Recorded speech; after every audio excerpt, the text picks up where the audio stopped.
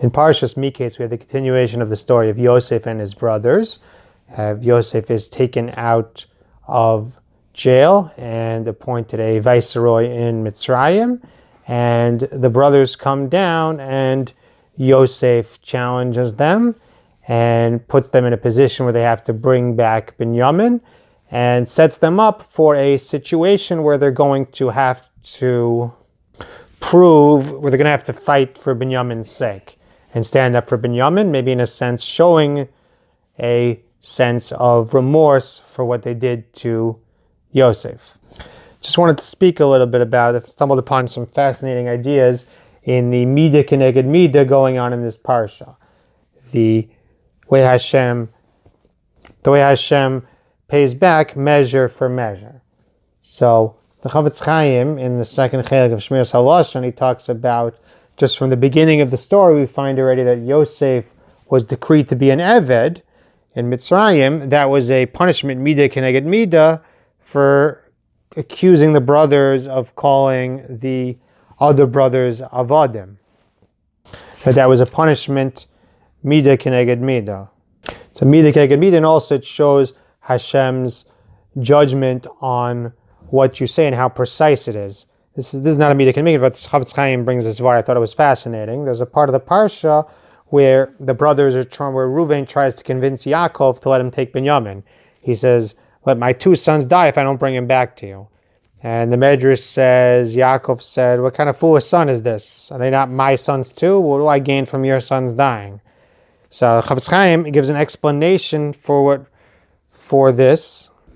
Chofetz Chaim says that what comes from a person's mouth, except what's nogeya to Yiras Shamayim, is bidei Shamayim. He says, what's nogeya to Yiras Shamayim is berchiras ha'adam. What's not is begeder bidei Shamayim, which I guess the Chofetz Chaim is saying that Hashem put this into Reuven's mouth, even though it's not such a good claim. And he says, the Medrash brings it was Mekoyim on Dasan Va'aviram, that his idea of Shnei Banai Tarmos was fulfilled on Dasan Va'aviram. And it says it's Midah Kneged Midah, because he said about Yosef, throw him in the pit, therefore they were swallowed up alive in the pit. And the same Vart, though, because he said, Oman Hitzil Somiyadam, because Reuven's intent was, as the Torah says, to save him, therefore his descendant, On ben Peles, was saved from this, and would have been his fate as well, and he did tshuva. The Bali Tosfos and the Hadar Zakanim bring from the Midrashim. We have near the end of the parsha that it says Vayikaru Simlosam, that the brothers tore their garments when Menashe comes and accuses the brothers of stealing his goblet, and then they find it in the pack of Binyamin, and they have to come back to Mitzrayim. It says Vayikaru Simlosam, they tore their garments.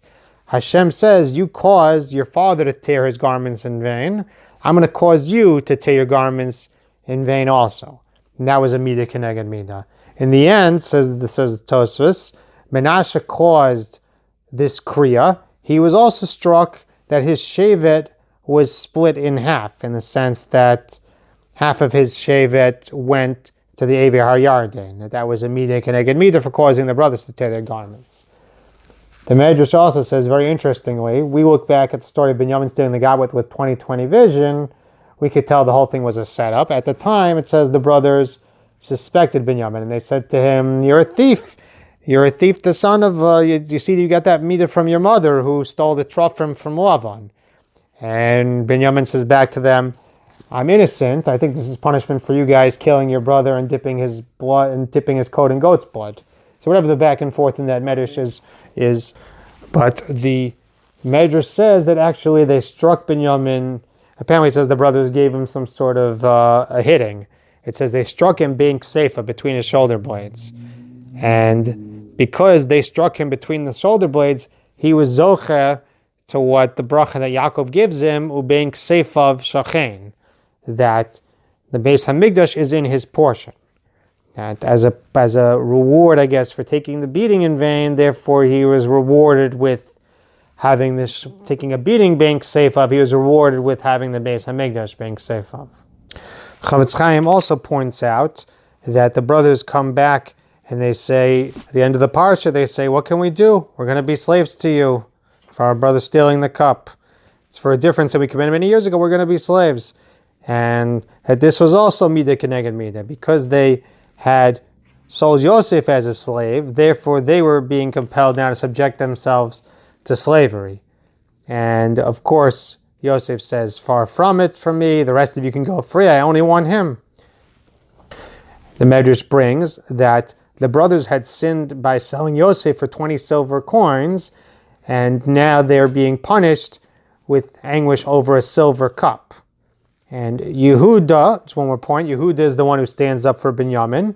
Hashem subjects Yehuda to more anguish than the other brothers, says the Chavetz Chaim, as a Midah Kneged Midah, because Yehuda was the one who suggested the sale. He's the one who would have been influential enough to prevent the sale, Chazal say. So he's the one who is most put in the forefront here in this whole story. Just some thoughts about the Midah Kneged Midah here, the precision of Hashem's judgment here, just how everything is very calculated, everything has a hashpah, some of them for not to be felt for many generations later. But everything in Hashem's world is very precise, everything is very calculated, and we have to realize that in our own lives, that even if we can't see what's going on, or we don't see it for many, many years, that doesn't mean there's not a cheshbon, that doesn't mean there's not a Midah Kneged Midah, that doesn't mean there's precise calculations. Just something to think about. Wishing you all a wonderful Shabbos.